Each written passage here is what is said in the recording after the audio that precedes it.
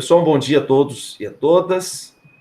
É dizer que é uma satisfação podermos começar mais uma manhã. Estamos aqui com o Pedro, o Sandro e o Gabriel, que estão presentes no encontro.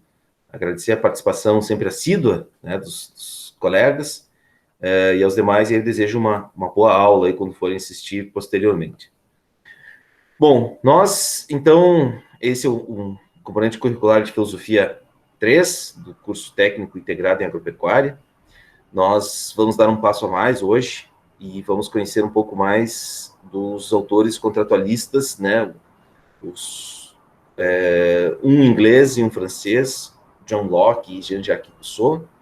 E a gente estava falando, né, nas nossas aulas sobre esses autores, estamos falando sobre esses autores, porque nós estamos tratando, e isso é o componente de Filosofia 3, de um período da história da filosofia chamada Filosofia Moderna. É talvez o período que provocou as principais transformações do nosso mundo contemporâneo. Tá? Esse mundo que nós vivemos hoje, do predomínio do conhecimento científico, do papel importante da ciência, esse mundo organizado da forma como está, em sociedades divididas por estados, né, que se representam uma determinada nação, tudo isso surgiu na modernidade. Então, esse mundo organizado, sob esses dois aspectos, ele se originou muito, né, nesse período aí. Então, esses filósofos todos que nós vimos até agora, né, Descartes, Hume, Kant, na semana passada que começamos a estudar os autores chamados contratualistas, né, vimos um pouco do pensamento de Thomas Hobbes. Todos esses autores, eles são extremamente importantes, né, na constituição das sociedades modernas. Né? Na constituição, nas transformações, nas revoluções, nas mudanças no campo científico, no campo político, no campo da democracia, do surgimento das repúblicas, da organização dos estados, da organização do poder, como nós conhecemos hoje. Eles nasceram exatamente a partir desses autores, desses filósofos, né? A gente tem aquela impressão, assim, que com esses autores, né, eles pensam a sociedade e a sociedade passa por transformações que eles já haviam pensado e haviam proposto novas formas de organização social. Tá? Então, a importância da gente conhecer esses autores é para a gente minimamente entender o funcionamento da sociedade, o funcionamento do nosso tempo, né? Ou tentar compreender minimamente o nosso tempo. Então, eu vou projetar aqui a minha tela e a gente começa, então, falando desses autores aí. Tá? Bom,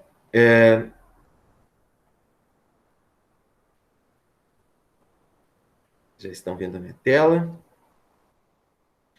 Então, deixa eu retomar aí, basicamente, quem são esses três autores contratualistas, né? Então, Thomas Hobbes, autor de um livro chamado Leviatã. O Hobbes é um filósofo do final do século XVI, início do século XVII. Né?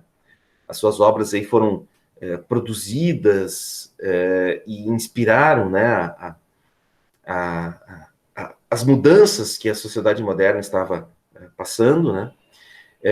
O outro autor também é um inglês, John Locke, que também é um autor que escreve acerca do conhecimento. Né? John Locke é o autor de uma famosa frase, né, que fala muito sobre a teoria do conhecimento moderno. O John Locke é autor daquela ideia de que nós somos, quando nascemos, como uma tábula rasa, ou como uma folha em branco, ou talvez hoje, já está quase em desuso isso, né? Um pendrive vazio, que ao longo da nossa vida a gente vai coletando as impressões e vai armazenando essas impressões a partir das nossas experiências, né? Então, tanto Thomas Hobbes como John Locke, eles são partícipes, né, daquela concepção de conhecimento chamada empirismo, né? E acredita que todo o nosso conhecimento deriva das nossas experiências. Né? E isso também se aplica, né, à sua lógica, ou melhor, às suas teorias políticas. Né? Tanto Hobbes como Locke, as constatações que eles fazem, né, sobre o estado de natureza, sobre o estado civil, é muito baseada nas evidências empíricas que eles concebem, que eles percebem. Né?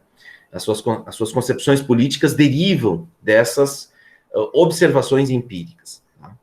E o outro filósofo, então, é um francês, né? Jean-Jacques Rousseau. Rousseau vive o século XVIII, chamado século XVIII, o século das luzes, né? É o século que as grandes transformações do mundo moderno acontecem. Né? O Kant, que é um filósofo que a gente viu, que discutiu sobre essa questão da maioridade, sobre o esclarecimento, ele como se diz, contemporâneo no sentido de estar pensando mais ou menos no mesmo tempo em que Kant estava pensando. Alguém escreveu alguma coisa no chat aqui? Não, senhor, meu gato precisa no teclado e ele levantou a mão. Ah, tá, aqui. Bom, então esses são os três grandes filósofos, né, desse contexto. Há outros também, né, que a gente não vai aqui, nesse espaço de tempo, tratar deles, né, em algum outro momento, tratando de algum outro conteúdo, a gente pode, talvez, falar mais um pouco sobre isso. Tá? Para vocês terem uma ideia, também desse contexto também que surge, principalmente com a Revolução Francesa. O Rousseau morreu um ano antes da Revolução Francesa. Olha aqui, ó, 1788. A Revolução Francesa aconteceu em 1789. Na verdade, o ponto alto da Revolução Francesa foi em 1789, porque a Revolução Francesa, pessoal, assim, eu tenho um irmão que ele é professor de história, né? E ele, enfim, como estudante, né, do campo da história, mestre em história, e até iniciou o doutorado, mas não seguiu, agora ele faz o curso de Direito, está trabalhando aí e se profissionalizando nessa área do direito, mas ele gostava muito, né, desse contexto da Revolução Francesa, então ele sabia de detalhes, né. Eu tenho também uma amiga minha que é professora de História aqui na cidade de Passo Fundo, né, e seguidamente a gente conversa, até temos publicações em conjunto, né, e aí tem um detalhe interessante, né, na Revolução Francesa, que a gente acha que é a Revolução assim, ó, da noite para o dia a população se armou e começou a lutar contra o rei. Não foi assim, não foi isso, né. Teve todo um processo, uma preparação teórica, intelectual da sociedade francesa. Tá? Para vocês terem uma ideia, está lá até hoje, se vocês pesquisarem, né, na França, um café, na cidade de Paris, um café chamado Le Procopé.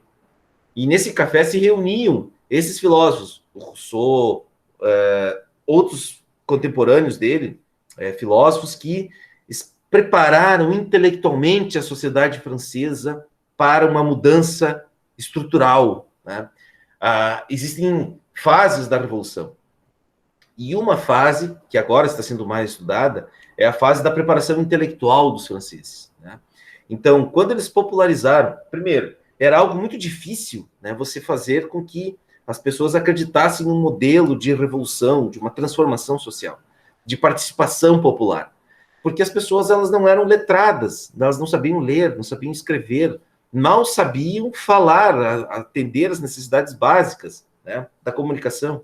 Então, assim, teve todo um processo aí durante 30, 40 anos, né, é o período mais ou menos que o Rousseau viveu e produziu as suas obras, né, que foi um contexto de preparação intelectual de uma classe que era a burguesia, né, uma classe que precisava intelectualmente se formar e propor uma revolução, uma mudança na sociedade. Tá? Então, por exemplo, todas essas obras, esses textos, né, que esses filósofos escreveram, né, por exemplo, o Locke escreveu ali o segundo tratado sobre o governo civil no final da sua carreira, ou seja, no final do século XVII. Não tinha nem começado o século XVIII ainda. Né? Rousseau certamente leu muito John Locke, né, para poder escrever o seu texto, a sua grande obra, O Contrato Social. Além de pensar sobre o que o Locke escreveu, certamente ele popularizou essas obras, né? Popularizou essa discussão, fez com que as pessoas lessem, que as pessoas...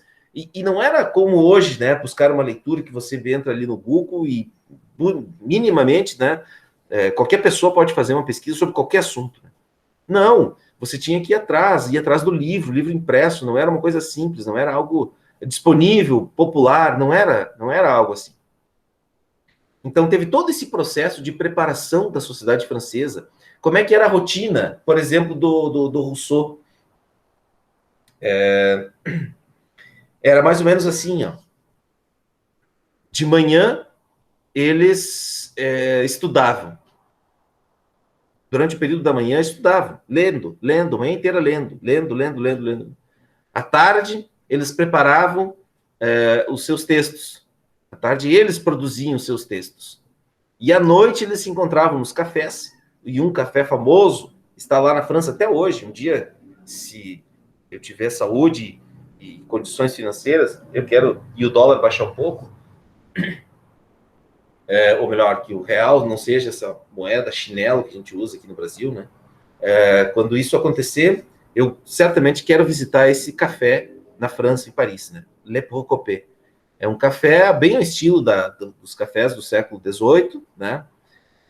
Luzinha de óleo de baleia, cadeiras de madeira, mesas rústicas, paredes. Se vocês pesquisarem na internet, vocês vão encontrar. Está lá até hoje, o mesmo café que esses filósofos sentavam lá e discutiam, e à noite ficavam discutindo, debatendo, pensando, popularizando esses saberes do campo da ciência política, né? Entre as outras pessoas, para fortalecer e criar uma revolução. Então, uma revolução, uma mudança, ela não acontece com o mito, né? Não acontece com a pessoa gritando mito, mito, ela não acontece assim. Uma mudança profunda na sociedade, ela passa pela formação intelectual do seu povo, né? Foi isso que transformou a França um lugar inóspito, um lugar horrível, com alta concentração de renda, com privilégios que cercavam somente aí em torno de 2% da população francesa, mas que decidia os rumos das vidas das pessoas, assim, ao bel prazer, à vontade do rei, né? Ela passou disso para hoje, e vejam, final do século XVIII, são mais de 200 anos, né, pessoal? 250 anos, aí vamos colocar. Passados 250 anos, hoje nós temos a França como uma das maiores economias do mundo e um dos exemplos de participação democrática, né, de uma sociedade civil organizada, de defesa de direitos, né, de pessoas que têm acesso à formação, à cultura, em todos os sentidos, né, tanto no campo econômico, político, social, literalmente uma mudança profunda na sociedade, né, e que convive tranquilamente, né, com a democracia, tranquilamente no sentido de, se as coisas não estão bem, vão para a rua e se manifestam e fazem manifestações, quebra-quebra, né, se for o caso, mas provocam mudanças na sociedade. Então, só para vocês terem uma ideia, se vocês pesquisarem, né, Emmanuel Macron, presidente da França, é um professor de filosofia, né? Ele é filósofo, é um cara jovem, deve ter em torno de 40 anos hoje, né? Mas para vocês terem uma ideia, assim, do que significa, né, assim, a formação política e cultural da França, né?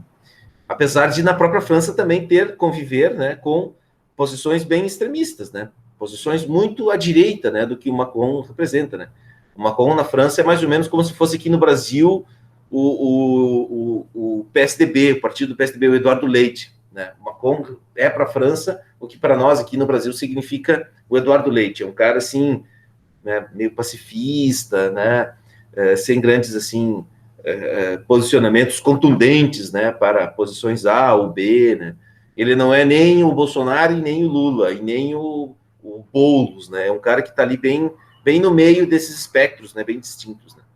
Então, mas isso, eles já elegeram um socialista, né, François Hollande, né, há um tempo atrás, e flertam seguidamente, né, com a Jean-Marie Le Pen, né, que é uma candidata, uma mulher, né, que defende a extrema-direita, que seria aqui no Brasil hoje o pessoal bolsonarista, né. Mas, enfim, só para vocês terem uma ideia, né, de como que... E eles convivem pacificamente, entre aspas, né, pacificamente, né. Mas eles convivem com isso, não há rupturas, não há assim, mudanças profundas, né. A França também teve todo aquele movimento de maio de 68, que os jovens saíram à rua buscando mais direitos, uma revolução cultural, né, de comportamento, né, muito influenciado, né, pelo movimento feminista, né, da defesa dos direitos das mulheres, né, enfim. Então a França saiu de um lugar absolutamente medieval, um poder extremamente concentrado na mão de um rei, né, dinastia dos Bourbons, se não me engano, que é o sobrenome deles, né, teve o Luís XIV, o Luís XV, o Luís XVI, né, para uma sociedade profundamente organizada. Teve toda a fase do Napoleão também, depois disso, da Revolução Francesa, né, depois da Revolução que veio Napoleão Bonaparte, né, enfim, teve toda aquela confusão com o Napoleão, né, que é a fase do terror da Revolução Francesa, né, que eles deixaram de ser deixaram de ser um Estado absolutista, com um rei absolutista, e passaram a ser um império com o Napoleão Bonaparte, né, que era um cara também que ele saiu do céu e foi para o inferno em pouco tempo, né. E aí depois a França voltou a ser uma sociedade, uma república democrática. Bom, mas enfim, eu estou falando de outras coisas. Eu só estou falando assim para vocês terem uma noção assim de que as transformações profundas nas sociedades, elas não acontecem com dando um exemplo assim, né? Com você escolher aleatoriamente alguém, né? Mas depende de uma formação intelectual da sociedade. Né? Se a sociedade não passar por um grande processo de formação, de popularização do conhecimento, dos saberes, profundas mudanças numa sociedade elas não acontecem. Tá? Bom, e esses caras, então, eles realmente teorizaram, eles escreveram, popularizaram esses saberes de natureza filosófica, né, acerca disso. Né? Então, a gente viu um pouquinho na semana passada do Thomas Hobbes, né? O Hobbes é o defensor do oposto do que o Locke e o Rousseau defendem, né? O Hobbes é um defensor dos estados absolutistas, né? De um estado hoje, por exemplo, que a gente poderia associar ao que foi a ditadura no Brasil, né? Um estado que acredita que o ser humano é naturalmente violento e voltado para a guerra, né? E por que ele acredita nisso, né? Porque ele concebe o ser humano, todos esses filósofos, né, o Rousseau, o Locke e o Hobbes, eles dividem a sociedade em dois estados: o estado de natureza e o estado civil, tá? O estado de natureza é a maneira como os homens vivem antes da organização da sociedade civil. Entende? Conseguem entender isso, pessoal? Essa é uma divisão bem importante. Estado de natureza e estado civil. Tá claro isso, turma? Mas eles se dedicaram a tratar de quando esses dois estados surgem na história da humanidade, por exemplo? Não. Todos eles acreditam que são formas hipotéticas. Tá? São formas hipotéticas, Sandro. Não é tal como era, por exemplo, há 3.000 anos atrás, entendeu? Nas sociedades tradicionais. Não era não é assim. uma coisa como eram caçadores-coletores, depois viraram agricultores. Não. Eles imaginam. É uma situação hipotética. Tá? É uma situação hipotética em que a gente imaginasse assim, olha, imaginamos nós agora. Não existe mais polícia, não existe cobrança de impostos, não existe leis, não existe nada disso. Entendeu? É como era uma condição hipotética de como que viveriam os seres humanos se não existisse o Estado. Não existissem leis, não existisse polícia, não existisse nada que organiza a sociedade. Tá? O Hobbes, deu para entender isso, Sandro? Não é assim, não é, essa sociedade existia há 5.000 anos. Talvez, né, pudesse até, em algum momento do passado, né, as sociedades se organizarem de determinadas formas. Não é aquela... Eu sei que o professor Fernando, que dá aula de sociologia, ele faz essa divisão do tempo, né, em sociedades, né? As sociedades dos coletores, as sociedades, né, capitalistas, enfim, as diferentes formas de organização social e econômica, né, das sociedades. Não é isso que o Hobbes faz, que o Rousseau e o Locke fazem. Não é isso. Eles imaginam. É uma situação hipotética. É como que seriam os seres humanos sem a organização em estados. Tá? E aí, para o Hobbes, o homem é mau por natureza. Naturalmente, nós viveríamos num estado de guerra, de todos contra todos. Né? Todos poderiam disputar a propriedade das coisas. Né? E os homens são muito mais movidos por paixões e desejos. E eles não teriam esse senso de respeito à propriedade dos outros. Né? Nem do corpo dos outros. Então, o Hobbes acredita que, diante disso, você precisa de um estado, e o estado de natureza seria mais ou menos como isso aqui, né? Se a gente vivesse num estado, seria um estado em que as pessoas viveriam uma incessante luta, né? De uns contra os outros. Uma luta de poder sobre os outros, né? E aí eu lembro que eu falei na semana passada para vocês desse filme aqui, né? O Senhor das Moscas. Quem tiver tempo e interesse, assista. É um filme bem, bem interessante que mostra bem como que a sociedade regride, né? Assim, ó, é um estado, e isso independe do tempo, né? Eu vou dar um exemplo, assim, ó. Quando alguém defende o uso de uma arma para proteção contra o outro ser humano, ele acredita nessa concepção de estado de natureza, né? Existem pessoas que elas acreditam que todo ser humano tem que ter o direito de ter uma arma, né? Bom, mas o que está por trás? Qual que é a concepção de ser humano que está por trás dessa defesa? É a concepção de que está todo mundo por aí querendo te matar, né? Ou que pode aparecer alguém que queira te matar. E aí você tem que ter o direito de poder se defender contra isso, né? Quem defende isso, defende a concepção de estado de natureza do Thomas Hobbes. Talvez nunca pensou, nem sabe quem é Thomas Hobbes, né? Mas é com base na experiência, lembra que eu falei para vocês que o Hobbes era um empirista? É com base nessa experiência que o Hobbes vai elaborar essa concepção de estado de natureza, né? De que nós teríamos uma condição em que a gente só não faz nada contra os outros porque existem, né, obrigações, né? Que a sociedade ela nos impõe obrigações, tá? Então, o Hobbes acredita que o homem no estado de natureza ele sempre está duvidando da bondade dos outros, né? Bom, e aí por isso que ele precisa de um estado soberano, né? Um estado forte, né? Um estado em que a única função dele seja proteger as pessoas contra outros estados que também possam querer tomar o poder, né? Então, o poder deve ser transferido dos indivíduos para o Estado. Então, os indivíduos, e isso é o Estado civil para o Thomas Hobbes, né? Quando que acontece? Quando que nasce o Estado civil? Quando eu paro de desconfiar de todos os outros, e quem vai desconfiar de todos os outros é o Estado.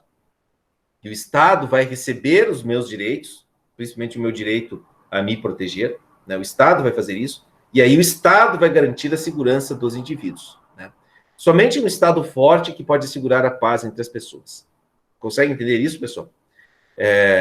A ideia, assim, por exemplo, isso estava no fundo, né, era o pano de fundo teórico, vamos dizer assim, né, das ditaduras, né?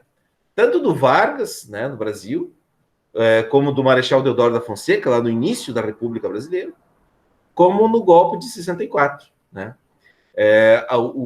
As pessoas passaram a acreditar, olha, é melhor a gente não dar margem para que ninguém possa gerar instabilidade e insegurança entre as pessoas. Vamos usar a força, vamos criar um Estado forte, né? Um Estado soberano, um Estado que controla a força, e vamos agir com força contra quem pode causar algum mal para os outros, né? Então, essa é a lógica. E no Brasil, a gente teve 3 ditaduras, né, podemos dizer assim, né, a do Deodoro da Fonseca, a primeira, lá em 1889, com a proclamação da República, depois com Vargas, de 37 a 45, que ele, né, assume as feições de um Estado absolutista, que o poder era todo para ele, e depois com a ditadura militar, né, em que o Congresso Nacional é fechado, os deputados são cassados, né, os governadores são indicados pelos presidentes militares. Mas o que está por trás de tudo isso é essa lógica aí. Olha, não, a gente não pode confiar nos seres humanos. Os seres humanos, eles não são bons por natureza, né? Nós precisamos de um Estado forte, absoluto, que controle a força, para que haja segurança entre as pessoas, tá? Essa é a visão do Thomas Hobbes. Bom, o John Locke, ele é bem diferente do Thomas Hobbes, tá? Então, hoje a gente vai começar falando do John Locke. Para John Locke, os seres humanos, eles não são maus por natureza, mas também não são 100% bons, né? Eles têm uma tendência a serem bons por natureza. Ou seja, o estado de natureza é um estado em que não há conflitos. Ninguém está disputando. Muito pelo contrário. As pessoas, elas tendem a se respeitar naturalmente. O John Locke acredita que o estado de natureza é um estado, bem pelo contrário do que o Hobbes acreditava, é um estado de direitos. É um estado em que a vida, a liberdade e a propriedade, eles são naturalmente direitos e as pessoas naturalmente tendem a respeitar esse direito da vida, da liberdade, da propriedade dos outros. Eles tendem a acreditar que o homem, o Locke acredita que o homem é bom por natureza e que todos os homens são bons por natureza. Tá? E aí acontece o seguinte, ó, é bem diferente do Thomas Hobbes. E o John Locke, para vocês que devem ter ouvido falar isso já, né? O John Locke é o pai do liberalismo, das sociedades liberais. Todo o liberal que vocês escutam por aí, eles têm essa concepção de natureza do John Locke. Né? Qual é que é a concepção? Que o Estado deve interferir o menos possível na vida das pessoas. Porque e qual seria o papel do Estado, então? O papel do Estado é assegurar, por meio de leis agora, né, esses direitos que naturalmente todos temos. O direito à vida, o direito à liberdade, à propriedade. Todos nós julgamos os outros. Né? Só que qual que é o papel do Estado, então? Né? O Estado vai criar um contrato social em que o governo deve comprometer-se com a preservação desses direitos naturais. Perceberam a diferença? Para Hobbes, os homens são maus por natureza. O Estado surge para proteger os homens uns dos outros, da maldade que é natural deles. Para Locke, é o contrário. Os homens eles tendem a ser bons por natureza, a se respeitarem, a manterem as suas vidas, a manterem as suas propriedades, né? A não entrar em disputa, mas sim prevalece o respeito entre eles. É exatamente em função disso que deve surgir o Estado. O Estado deve surgir para positivar isso, transformar isso tudo em lei. E ao assegurar as leis que protejam esses direitos naturais, é isso que vai garantir que os homens passem a ter, então, esses seus direitos assegurados. Né? Senhor, mas Diga. essa visão de que os homens são maus por natureza, então o Estado surge para proteger eles deles mesmos, não seria um pouco falha, já que são os próprios homens que controlam o Estado? Estou falando do Estado do Hobbes, né? Os homens transferem todos os seus poderes para o Estado. Pois é, só que o Estado é formado por outros homens. Sim. Então tu transfere o teu poder de se proteger dos homens para os homens.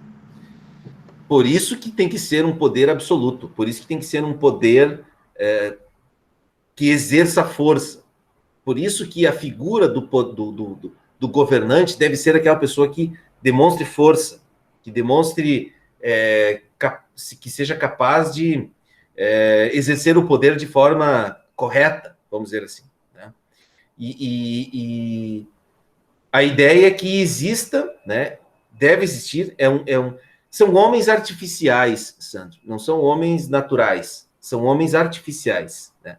Homens que vão que vão pensar a forma mais eficiente, mais correta de evitar que os outros causem o mal para os outros. Né? Então, por isso que tem que ser uma figura centralizadora. Né? Por isso que vocês podem observar, né? Toda ditadura tem um salvador, toda ditadura, ou aquilo que se parece com ditadura, tem uma personalidade muito forte, quase associada à ideia de um pai protetor. Pode observar. É isso que está na base das ditaduras. A ideia de que existe uma pessoa que vai ser aquela capaz de exercer o poder de forma adequada, e que vai principalmente respeitar a Deus, ou um ser sobrenatural, né? Mas que ele se comporta como um pai que está educando o seu filho. Né? Então, assim, todo ditador, num primeiro momento, ele se apresenta como essa figura, né? Aquela pessoa que vai salvar de algo pior. Né? E aí as pessoas transferem, então, todo o seu poder para essa. Né? Isso é um risco, né?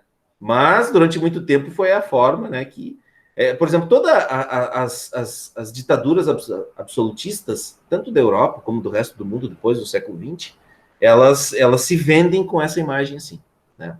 A ideia de que existe uma pessoa, né, capaz de controlar, de manter o poder, né? Mais ou menos como, imagina assim, ó, a figura de um pai ou de uma mãe, pode ser também, né?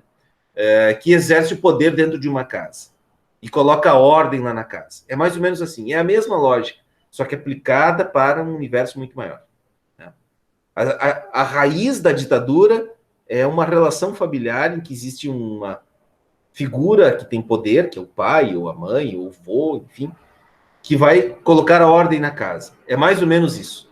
Essa é a relação. Só que daí você coloca isso no nível macro, né? Aí você imagina assim, ó, tem todo mundo, uma sociedade inteira de filhinhos que estão fazendo bagunça na casa, né? E precisa de alguém que tenha força para impor-se sobre eles e controlar a bagunça da casa. É mais ou menos isso. E isso justifica, as pessoas aderem a essa lógica, né? Elas concedem voluntariamente, Sandro, o poder para alguém, para que essa pessoa exerça poder sobre elas. É mais ou menos assim, olha, eu não consigo me controlar, eu não sei me controlar, eu não sei seguir normas, regras estabelecidas, acordos estabelecidos, eu preciso de uma figura de poder. Porque desde a nossa formação, né, aqui eu estou misturando um pouco as coisas, né, mas desde a nossa formação, da nossa infância, né, sempre tem alguém que chega e nos diz, olha, você precisa fazer tal coisa, não pode fazer isso, não pode fazer aquilo, né. Até os nossos 7, 8, 10 anos, sempre tem alguém dizendo para a gente como que a gente tem que ser, né. Tem pessoas que vão passar o resto da vida assim. Tem pessoas que vão ficar totalmente dependentes das ordens de um ser, das ordens de alguém superior, né. E aí, essas pessoas, voluntariamente, elas transferem todo o seu poder, né, para uma outra pessoa. Tá entendendo, Sandro? Consegue compreender isso? Né? A raiz do autoritarismo é uma concepção de ser humano vulnerável, né? Seres humanos vulneráveis. Por isso a discussão do Kant é muito importante, né? O Kant falava que as pessoas precisam alcançar a sua maioridade por conta própria, né? E que muitas vezes as pessoas continuam no estado de minoridade por preguiça ou covardia, né? E aí a gente vai ter uma sociedade totalmente caminhando para um autoritarismo, né? Em que alguém vai se impor, né? E vai colocar a sua vontade como sendo a vontade soberana, né? E esse processo ele é mais natural do que a gente imagina, né? Quando você escolhe um representante, você se identifica muito com ele. E esse processo de identificação, ele remonta à tua formação inicial, à tua infância. Ele remonta, assim, quase as primeiras relações de poder que existem entre pai e filho. Aqui não necessariamente pai no sentido de um homem, né? E filho não necessariamente no sentido de um menino, uma criança, né? Mas qualquer figura que tenha poder sobre outro, tá? Gabriel, levantou a mão? O gato. O gato quer perguntar sobre o John Locke. Para o John Locke, e isso, assim, é muito interessante, né? Porque, infelizmente, algumas pessoas, elas pegaram para si alguns símbolos, né? Por exemplo, a gente acha que no Brasil hoje só quem é bolsonarista é liberal, né? O que não é verdade. Praticamente toda a esquerda também é bem liberal. Liberal em que sentido, professor? Liberal no sentido de que acredita que naturalmente nós temos direitos. E que os direitos à vida, à liberdade, à propriedade são direitos que precisam ser preservados. Isso é o liberalismo, né? Essa é a lógica do liberalismo, né? O Adam Smith, por exemplo, que é também o pai do liberalismo econômico, ele vai defender exatamente isso, que as pessoas têm que ter toda a liberdade possível, né? E que o Estado deve assegurar as liberdades, né? Mas o que a gente vê no Brasil hoje? A gente vê muito mais uma relação dos partidos que se dizem liberais serem muito mais hobbesianos do que lockeanos, né? E aí as pessoas ficam totalmente confusas, né? Porque o Locke, ele defende também um liberalismo econômico, né? Porque ele acredita que naturalmente as pessoas, no estado de natureza, elas faziam seus negócios e elas respeitavam os seus contratos, né? E o Estado, qual que é o papel do Estado? Seria assegurar toda aquela lógica que existe no estado de natureza, assegurar ela no campo civil, no campo, né, da organização social agora, né? Com a criação do estado de um estado civil, tá? E o John Locke vai mais além daquilo que o Hobbes falava, né? O Locke é o criador da ideia da assembleia nas sociedades modernas, né? Nas democracias modernas, que é quando o poder é delegado a uma assembleia de homens, né, para exercer a função de preservar esses direitos naturais, né? O Locke é o criador da ideia da assembleia, das assembleias que a gente hoje existem em todas as esferas, né? A assembleia, o que é a assembleia da cidade onde a gente vive? É a Câmara de Vereadores. O que é a assembleia no estado que a gente vive? É a Assembleia Legislativa do Estado. O que é a Assembleia a nível federal? É a Câmara dos Deputados e o Senado, né? Todas essas assembleias, elas devem existir, porque ali nós vamos ter a manifestação das pessoas, né? A representatividade das pessoas, e principalmente, né, esse é o lugar de garantir e preservar os direitos que naturalmente nós temos, né? E as assembleias, elas se tornam... E a ideia de assembleia, ela é bem interessante, pessoal, porque, assim, o que deve reger uma assembleia? É a voluntariedade das pessoas, o consentimento entre as pessoas, né? Porque, certamente, vocês devem... Essa lógica da assembleia, ela deve ser o mais popularizada, mais capilarizada possível. Ela deve ser disseminada na sociedade, né? Para tudo deveria existir assembleia, né? Porque a assembleia é que ela garante legitimidade nas escolhas, né? Porque da onde que a gente vai da onde que a gente vai criar, da onde que a gente vai assegurar, como que os direitos naturais eles vão ser assegurados? Pela participação das pessoas. Quanto mais pessoas participarem, mais as decisões da Assembleia vão ser consentidas entre todos, né? E mais o poder vai ser distribuído, mais legítimo vai ser aquela decisão tomada pela Assembleia. Imagine o seguinte, ó, isso parece um pouco chato hoje, né? Mas assim, ó, imagine que vocês têm que tomar uma decisão no campus lá, né? Os estudantes precisam tomar uma decisão, eles vão convocar uma assembleia. Se 2, 3 vão na assembleia, aqueles 2, 3 vão fazer aquilo que eles bem entenderem. Agora, se todos os 350, 400 estudantes participarem, a assembleia vai ter muito mais legitimidade, né? E vai ter a representatividade realmente da maioria, né? E ali na assembleia que você vai ter a oportunidade de ver se os direitos dos indivíduos estão sendo assegurados e a sua liberdade não está sendo ameaçada, né? Então, é por isso que a ideia, né, de você ter uma representatividade, né, o maior número de pessoas participando das assembleias, né, sempre que há uma assembleia dos estudantes, uma assembleia dos professores, uma assembleia dos trabalhadores lá da fábrica X, quanto mais pessoas participarem de uma assembleia, mais representatividade ela vai ter e mais os direitos dos indivíduos vão ser assegurados, porque aí o próprio indivíduo vai estar lá para ver se os seus direitos não estão sendo ameaçados, né? Então, essas são todas criações, né, que o Locke desenvolve, né, teoriza sobre isso, né? A Assembleia, ela representa sempre a vontade da maioria, mas uma maioria que está pensando e procurando resguardar aqueles direitos que naturalmente eles têm. Eu quero... depois eu quero voltar um pouco. Bom, vamos falar do Rousseau, depois a gente vai para algumas passagens aí de alguns fatos históricos aí que foram bem importantes para a gente entender como que isso empiricamente aconteceu, tá? O Rousseau vai dizer o seguinte, olha, se o Hobbes dizia que os homens são maus por natureza, se Locke dizia que os homens, eles tendem a ser bons por natureza, eles não são bons por natureza, eles tendem a ser. Predomina, né, a ideia de que os homens eles não vão fazer o mal por natureza, né? O Rousseau vai dizer o contrário dos dois. O Rousseau vai dizer assim, olha, os homens eles são bons por natureza. Quando eles passam a viver em sociedade é que eles se tornam maus, né? E o que é viver em sociedade para Rousseau? É quando surge a propriedade privada. Tá? Quando tem uma passagem lá num texto dele, que agora não vou lembrar exatamente como que é, mas a ideia é mais ou menos assim. Ó. O mal entre os homens surge quando alguém decide fazer um cercado sobre uma área de terra e diz, isso é meu. Quando alguém faz isso, pronto, começou o mal entre os homens. E a sociedade, e é o surgimento da sociedade, e a sociedade então passa a se corromper com isso. Porque aí o Rousseau acredita que os homens, eles eram assim, naturalmente, eles são livres e iguais.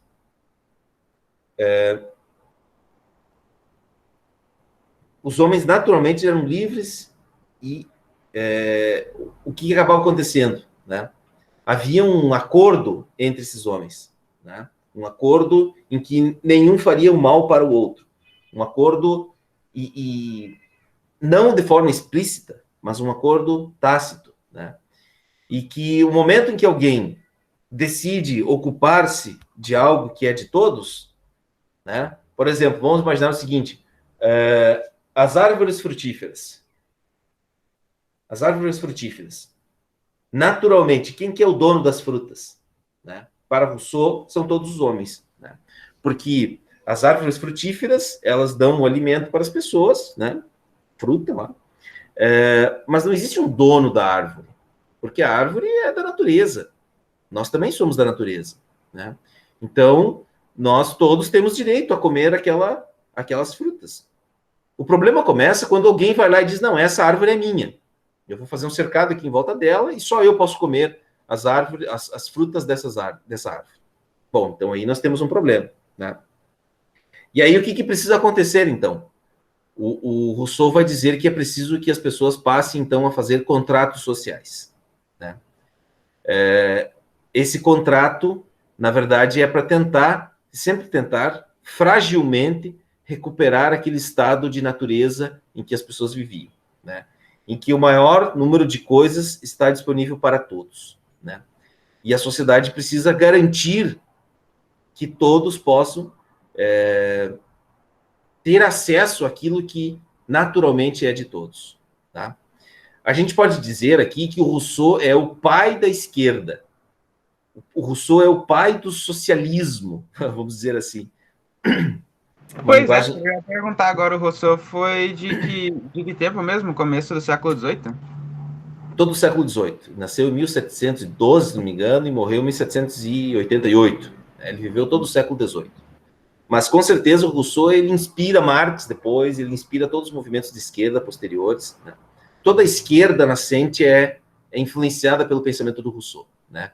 A ideia de que a propriedade privada é o que dá origem à disputa entre as coisas, entre os homens. Né?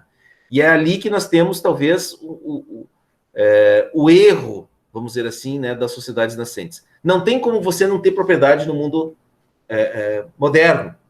Não tem como não ter propriedade. Bom, já que é para ter propriedade, nós vamos ter que organizar essas propriedades de tal forma que todos possam ter acesso ao mínimo que elas podem oferecer. Né? Então, o Rousseau é um defensor de uma sociedade democrática, é o defensor de uma sociedade social, né? Uma sociedade em que as coisas elas não precisam necessariamente ser somente de um ou outro, né? Que as propriedades elas possam garantir a liberdade e a igualdade entre os homens. Né? E o Rousseau tem uma concepção de ser humano que é bem interessante. Né? Os homens, eles são livres e estão sempre em busca da perfectibilidade. Os homens nascem livres e imperfeitos. Só que o que acontece? Quando eles ingressam na sociedade, quando eles, vamos dizer assim, ao nascerem propriamente, né, que o homem passa a ser pertencente à sociedade no momento em que ele nasce, no momento que ele já tem um registro civil lá, ele existe, né? E a partir desse momento ele já passa a perder um pouco da sua liberdade, né? Mas como então, vejam, o homem é livre e em busca da perfectibilidade. O que é a perfectibilidade? Nós naturalmente somos imperfeitos e temos uma capacidade de evoluir que ela é indefinida. Agora vejam, O que é a nossa liberdade? É nós sermos pouco programados, né? É aquela capacidade que nós temos de libertarmos dos nossos instintos animais, criarmos uma cultura, né? É isso que nos torna livres. É o fato de sermos pouco programados. Só que tem um problema, né? Quanto mais a gente progredir na busca da perfectibilidade e quanto mais nós avançarmos em busca da liberdade, menos humano a gente vai ser como nós nascemos, né? Ou seja, um momento que eu tenho uma propriedade. Vamos imaginar o seguinte, ó. Quando a gente nasce, a gente não tem propriedade nenhuma. Mas o momento que eu tenho uma propriedade, eu tenho uma casa, um terreno, né, um apartamento, um carro, mais eu preciso me preocupar com essa propriedade. Mais eu preciso, vamos pensar assim concretamente. Para mim ter uma propriedade, para mim poder ter uma casa, eu preciso comprar a casa, eu preciso ter dinheiro, eu preciso trabalhar, eu preciso me movimentar, eu preciso correr atrás disso. Depois que eu tenho a casa, depois que eu paguei ela, bom, eu preciso proteger ela, eu preciso fazer um cercado, eu preciso fazer com que ninguém roube a minha casa. Tudo isso vai fazendo com que eu vá, ao invés de ficar livre, cada vez menos livre. Quanto mais eu ingresso na sociedade, menos liberdade eu tenho. Consegue entender isso, pessoal? É isso que o Rousseau quer dizer, que nós nascemos livres, mas a sociedade nos corrompe, né? Porque quanto mais eu pertenço à sociedade, menos liberdade eu posso experimentar, né? Vejam bem, vamos seguir nessa lógica, né? Se eu tenho uma propriedade, eu tenho uma casa, eu tenho um carro, eu tenho que pagar impostos, né? Ou seja, mesmo daquilo que eu sou o proprietário, eu preciso pagar para o Estado, né, sobre aquele bem que eu tenho. Então, tem uma expressão forte do Rousseau, né?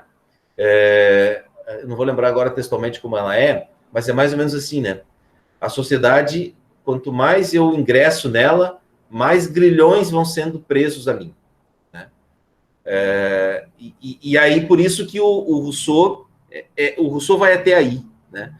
Os seus seguidores, né, o Marx, enfim, toda a tradição esquerdista posterior, né, a Rousseau, vai dizer assim, bom, então se o problema é a sociedade, e a sociedade capitalista, liberal da época, nós precisamos criar um sistema que seja contra essa sociedade da propriedade privada, né? Porque vocês imaginem, quanto mais propriedades privadas alguém tem, mais preso a essa estrutura social essa pessoa fica. Estão entendendo, pessoal? Mas não teria alguma forma de participar da sociedade sem perder essa liberdade, por exemplo, não dando tanto apego aos bens materiais? Se bem que se tu pensar desse jeito, talvez tu não esteja realmente participando da sociedade se tu for mais desapegado. Perfeito.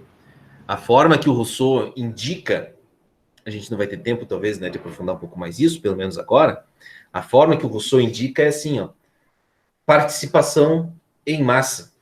Quanto mais você participar da sociedade, quanto mais você se envolver com as coisas da sociedade, mais você pode fazer com que haja aquele regresso, aquela condição selvagem, vamos dizer assim, daquele homem bom que vivia fora da sociedade, né? Quanto mais você participar, mais você pode desenhar uma sociedade que não seja tão, que te prenda tanto. Deu para entender, Sandro? Certamente, se você simplesmente ingressar nessa lógica da sociedade, né, da propriedade privada, quanto mais você fizer isso, mais preso a essa lógica você vai ficar, né? Quanto mais você participar da sociedade e tentar debater, discutir, o Rousseau também é um partícipe daquela ideia do Locke, né, da participação nas assembleias, da democracia representativa. Quanto mais você participar disso, menos espaço você vai deixar para que aquela lógica da propriedade prevaleça sobre a lógica da humanidade, né? Porque tem uma expressãozinha assim que ela é muito chula do meu ponto de vista, né?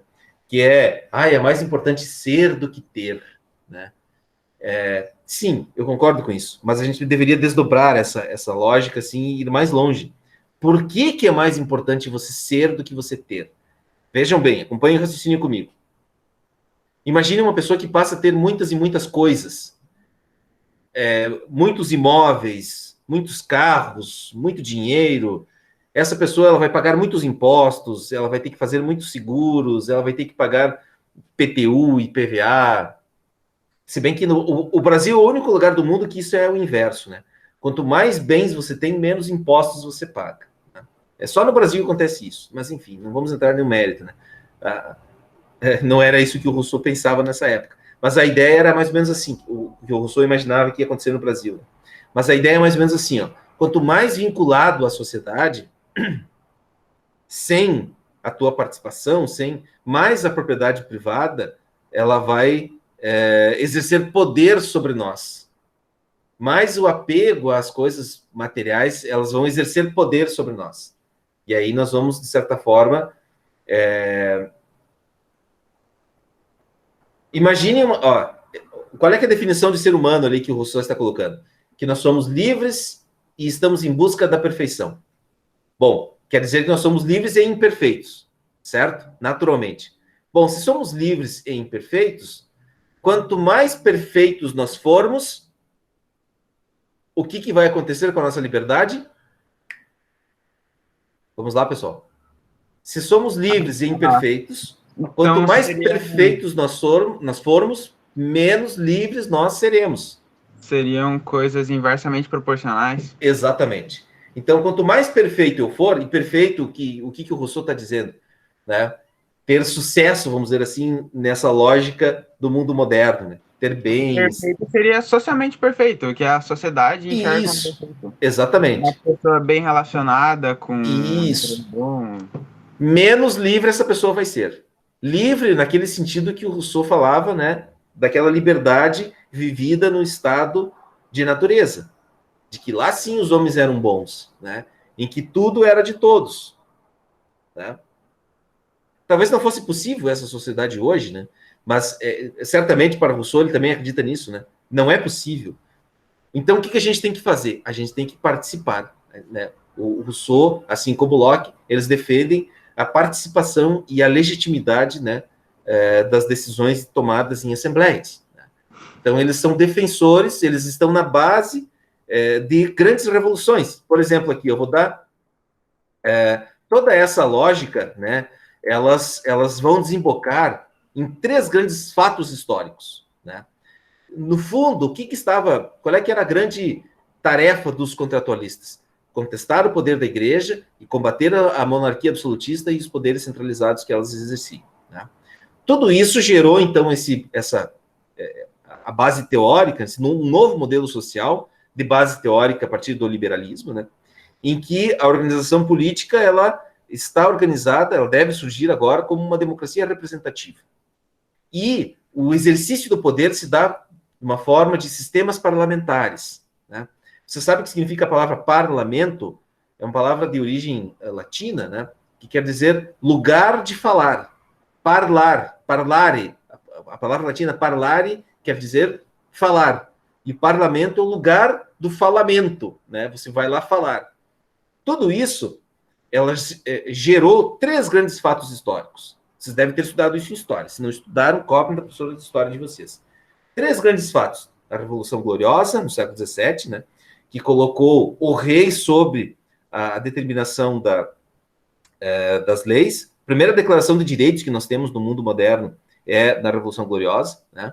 A Revolução Americana, em 1776, a independência dos Estados Unidos, o 4 de julho de 1776, e a Revolução Francesa de 1789. Então, esses 3 fatos históricos, eles foram baseados a partir dessas ideias desses filósofos aí, tá? Olha o que diz a Declaração da Independência dos Estados Unidos. Quando no curso dos... E isso está lá até hoje, a Declaração da Independência dos Estados Unidos isso é um preâmbulo que está lá na Carta, né, da Independência. Quando, no curso dos acontecimentos humanos, se torna necessário a um povo dissolver os laços políticos que o ligavam ao outro, ou seja, os Estados Unidos buscavam a independência da Inglaterra, né? e assumir entre os poderes da terra posição igual e separada, a que lhe dão direito às leis da natureza e as do Deus da natureza, o respeito digno a opiniões dos homens exige que se declarem as causas que os levam à separação. Consideramos estas verdades como evidentes por si mesmas, que todos os homens são criados iguais, dotados pelo Criador, de certos direitos inalienáveis, que entre esses estão a vida, a liberdade e a procura da felicidade. Que a fim de assegurar esses direitos, governos são instituídos entre os homens, derivando seus justos poderes do consentimento dos governados, que sempre que qualquer forma de governo se torne destrutiva de tais fins, cabe ao povo o direito de alterá-la ou aboli-la e instituir novo governo, baseando-o em tais princípios e organizando-lhe os poderes pela forma que lhe pareça mais conveniente para realizar-lhe a segurança e a felicidade. Então, esses autores, pessoal, eles inspiraram mudanças profundas na sociedade, tá? Olha a Declaração dos Direitos dos Homens da Revolução Francesa. Mesma coisa, praticamente a mesma coisa. Os representantes do povo francês, constituídos em Assembleia Nacional, considerando que a ignorância, o esquecimento ou o desprezo dos direitos do homem são as únicas causas das desgraças públicas e da corrupção dos governos, resolveram expor, em declaração solene, os direitos naturais, inalienáveis e sagrados do homem, a fim de que esta declaração, constantemente presente em todos os membros do corpo social, lhes lembre sem cessar os seus direitos e os seus deveres, a fim de que os atos do poder legislativo e do poder executivo, a instituição política, sejam por isso mais respeitados, a fim de que as reclamações dos cidadãos, doravante fundadas em princípios simples e incontestáveis, se dirijam sempre à conservação da Constituição e à felicidade geral. De novo o termo da felicidade, né? Por consequência, a Assembleia Nacional, de novo a ideia de Assembleia, né, reconhece e declara, na presença e sob os auspícios do Ser Supremo, de Deus, né, os seguintes direitos do homem e do cidadão. Os homens nascem e são livres e iguais em direitos. As distinções sociais só podem fundar-se na utilidade comum. Artigo 2º. O fim de toda associação política a finalidade, no caso, né, é a conservação dos direitos naturais e imprescritíveis do homem. Vejam, direitos naturais. Olha o Locke falando aqui. Esses direitos são a liberdade, a propriedade, a segurança e a resistência à opressão. Tá? Então, aqui só 2 exemplos, né, pessoal, de como que essas obras desses filósofos influenciaram fatos históricos. Né? Esses caras leram muito Hobbes, Locke, Rousseau para escrever essas declarações e fazer essas revoluções todas aí. Tá? Pena que nós, aqui no Brasil, a nossa última Constituição de 1980, somente em 1988, a gente pode dizer que a gente teve uma declaração cidadã. Né? Somente em 88. Uma declaração, uma Constituição, né, que, vejam, nós temos aí de República desde 1889, e 100 anos depois da proclamação da República, que o Brasil criou uma Constituição cidadã. Né? Por isso que deitam e rolam no Brasil. Por isso que é essa farra toda. Né? E a população assiste tudo isso deitada eternamente em berço esplêndido, né? sem querer participar. Né? Então, por isso que eu falo isso com muita segurança, né? E isso aqui já é outra coisa que eu não ia falar. Falo com muita segurança e digo isso, né? Que a gente precisa ler os contratualistas, tentar se inspirar um pouco nas ideias deles, né? Para a gente entender minimamente como que as coisas acontecem na sociedade. Tá? Bom, eu acho que era isso, pessoal. Não sei se vocês têm alguma pergunta, algum comentário, algo que vocês gostariam de falar. Deixa eu parar aqui a apresentação. Voltando ali naquela parte de o homem nasce, daquela definição de homem. Então, se por algum motivo um homem nascer perfeito já, aos olhos da sociedade, ele já nasce sem liberdade?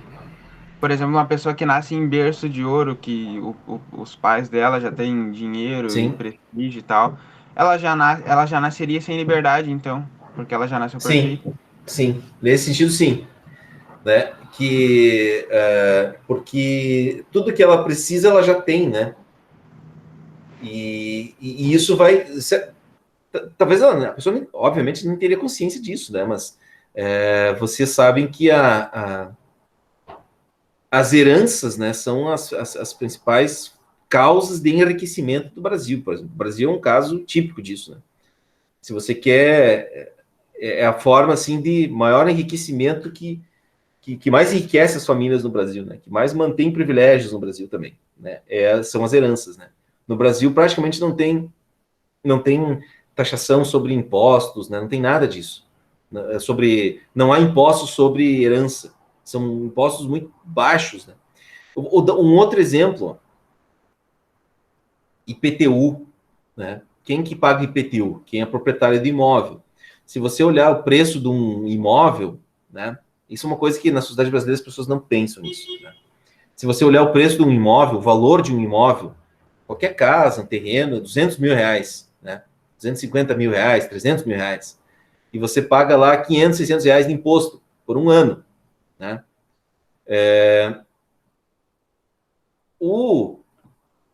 Se vocês forem hoje, Sandro, se tu for hoje, Gabriel, Pedro, se vocês forem hoje em qualquer bar, qualquer restaurante, qualquer supermercado, comprarem uma garrafa de Coca-Cola, o imposto que vocês vão pagar sobre aquela Coca-Cola é mais ou menos a metade do preço, né? Ou seja, esse é o imposto que eu, qualquer um de nós, né? Ele é o mesmo imposto para quem ganha R$ 1.000 por mês, como para quem ganha 5, 10, 20 mil reais por mês. Não tem diferença, né? Você paga os impostos do consumo, eles são exatamente os mesmos. Se a gente comparar a pessoa que tem muitos bens imóveis, que é um patrimônio, né, que torna essa pessoa muito presa também, né? Ela é pouco perfeita, né? Ou melhor, ela seria perfeita nesse sentido capitalista, mas ela é pouco livre no sentido que o Rousseau fala, né? Essa pessoa ela vai pagar bem menos impostos proporcionalmente, né? Os impostos, por exemplo, sobre combustível, né? O cara que coloca lá R$ 300 no seu carrão e o trabalhador que paga R$ 300 de combustível é o mesmo imposto e ele é caro para os dois, né? Mas enquanto que tem um carro de 300 mil reais, certamente ele deve ter condições, né? Ele vai pagar proporcionalmente bem menos impostos, né, do que aquele trabalhador que tem só o carrinho lá e usa para trabalhar, tá? Mas enfim, essa é uma outra discussão, né? Mas sim, Sandro, aquela pessoa que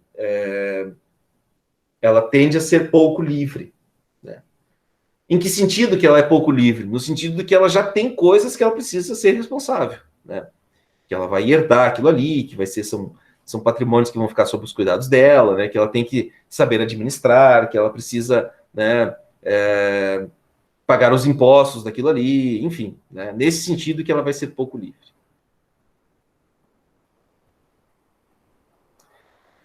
Certo, pessoal? Eu vou encerrar a gravação. Eu acho que hoje é por isso, né? Chega, já fechamos 1 hora aí e eu vou encerrar a gravação. Tá com pressa? Não, eu não estou com pressa, né? Eu estou pensando já em vocês aí, né? Daqui a um pouco vocês devem estar, né, enchendo a paciência, estão de saco cheio já da minha aula de hoje. Certo, pessoal? Eu vou disponibilizar um questionário essa semana de novo, só sobre Hobbes, Locke e Rousseau, tá? Questões objetivas que vão se corrigir e as notas vão ser geradas automaticamente, tá bom? Beleza, semana passada não teve questionário nem Não, porque eu não tinha concluído, né, os conteúdos sobre os 3 autores. Então, hoje à tarde, mais tardar amanhã, eu posto lá no Moodle e fica disponível para vocês responderem a semana, tá bom? As outras atividades eu também deixei um tempinho abertas até hoje, final da tarde, até as 23h59, até a meia-noite, vai estar disponível para vocês responderem, tá? Se vocês tiverem alguma tarefa, alguma atividade que não foi feita, tá? Ela vai ficar disponível até hoje à meia-noite, tá bom? Beleza, valeu, senhor. Certo, gente?